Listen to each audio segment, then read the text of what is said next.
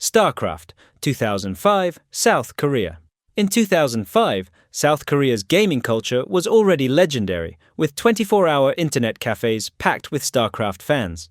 Among them was 28-year-old Lee Sunop, who sat down for what became a fatal marathon session. For nearly 50 hours, he played without proper meals or rest, drinking little water and never leaving his chair. By the third day, his body gave out. Lee collapsed in the cafe from cardiac arrest, brought on by dehydration and a blood clot that formed from sitting still too long. He died before reaching the hospital. His case shocked South Korea and led to new conversations about gaming addiction in a country that celebrated esports as national pride. Minecraft, 2015, Philippines. A decade later in the Philippines, a 17-year-old boy was obsessed with Minecraft. He sat at his computer for almost 3 straight days, refusing food and sleep while his parents begged him to stop. The game consumed him, and every hour at the keyboard pushed his body further into exhaustion. On the third day, his heart suddenly failed. The teenager collapsed at his desk, never regaining consciousness. Doctors confirmed cardiac arrest caused by extreme fatigue and malnutrition.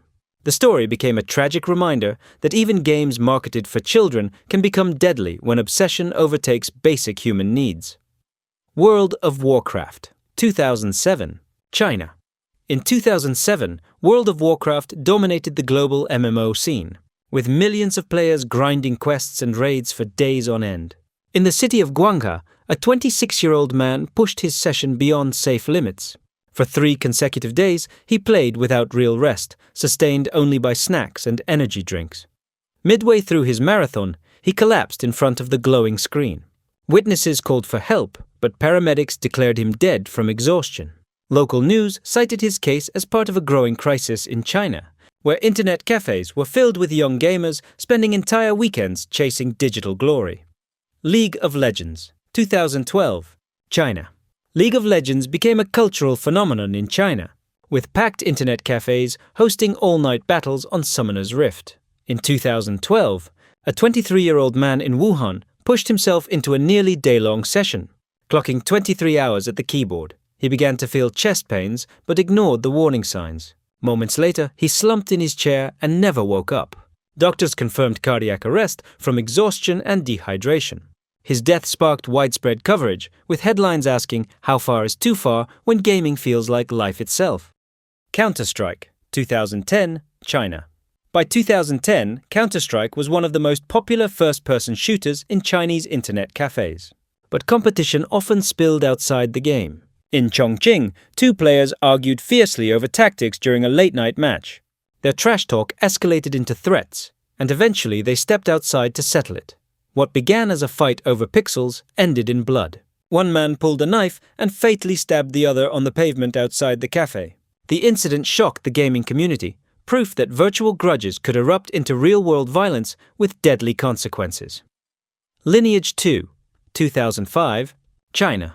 Lineage 2 wasn't just a game, it was an economy. In 2005, 2 friends in China clashed over a virtual sword called the Dragon Saber. One had loaned it, the other sold it for 7,200 yuan, about $870 at the time. For gamers, this was not just an item, it was months of effort and status. The betrayal turned violent. During a heated argument, one man drew a knife and killed the other.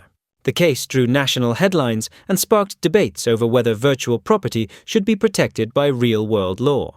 A digital sword had cost a real life. Call of Duty Swatting, 2017, USA. In the US, online rivalries sometimes turned even darker. In December 2017, 2 gamers clashed over a $150 wager in a Call of Duty match. One called in a fake hostage situation to police, giving the address of an unsuspecting man in Wichita, Kansas. SWAT officers stormed the house, believing a family was in danger. In the chaos, 28-year-old Andrew Finch, who had no connection to the feud, was shot and killed on his front porch. The prankster was sentenced to 20 years in prison, a chilling reminder that online disputes can spiral into deadly real-world consequences. Grand Theft Auto, 2008, Thailand. Grand Theft Auto had long drawn criticism for glorifying crime. In 2008, an 18-year-old Thai teenager blurred the line between the game and reality. Inspired by GTA's carjack missions, he attempted to rob a taxi driver at knife point in Bangkok. The robbery turned fatal. He stabbed and killed the 54-year-old driver before being caught minutes later. The teen was sentenced to life in prison, and Thai authorities immediately pulled Grand Theft Auto from store shelves. The case reignited global debate about whether violent video games could directly influence real-world behavior. Halo 2007, USA. In Ohio, 16-year-old Daniel Petrick was obsessed with Halo. When his parents locked the game away, hoping to curb his addiction, he snapped. He retrieved his father's pistol, entered the living room, and shot both parents at point-blank range. His mother died instantly, while his father barely survived. In court, Daniel showed little understanding of the gravity of his actions. He was sentenced to life in prison. The case stunned America, proof that gaming obsession mixed with access to firearms could turn a teenager's fantasy into irreversible tragedy. Pokémon Go, 2016-2017, global. Pokémon Go swept the world in 2016, turning city streets into hunting grounds for digital creatures. But the game's augmented reality blurred lines between screen and surroundings. In the Philippines, a 12-year-old boy was electrocuted while chasing Pokémon near a live wire. In Japan, 2 men searching for monsters fell off a cliff. In Tokushima, a distracted driver playing the game struck and killed 2 pedestrians. Each case revealed the risks of AR gaming. Unlike cafe marathons, these deaths happened outdoors, in public, while people were immersed in the app. Pokémon Go created joy and community worldwide, but also reminded players that reality can be deadlier than the game. Wii Fit, 2009.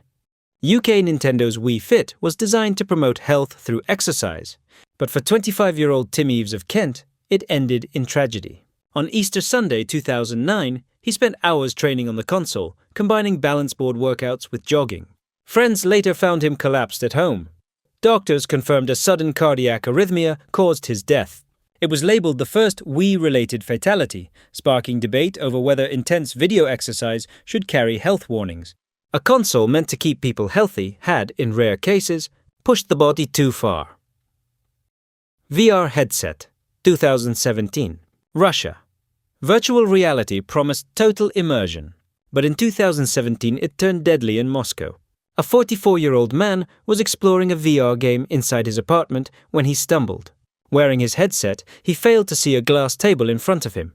The impact shattered the glass, cutting deep into his body. Alone at home, he bled to death before help arrived. His case made international headlines, a grim reminder that while VR transports players into new worlds, the real dangers remain in the room around them. And that's the reality behind the worst gamer deaths ever recorded. Some were tragic accidents, others were the result of obsession taken too far. If you found this video informative, please leave a like, share it with your friends, and subscribe for more deep dive explanations into history, culture, and the hidden stories behind the headlines. Thanks for watching, and I'll see you in the next one.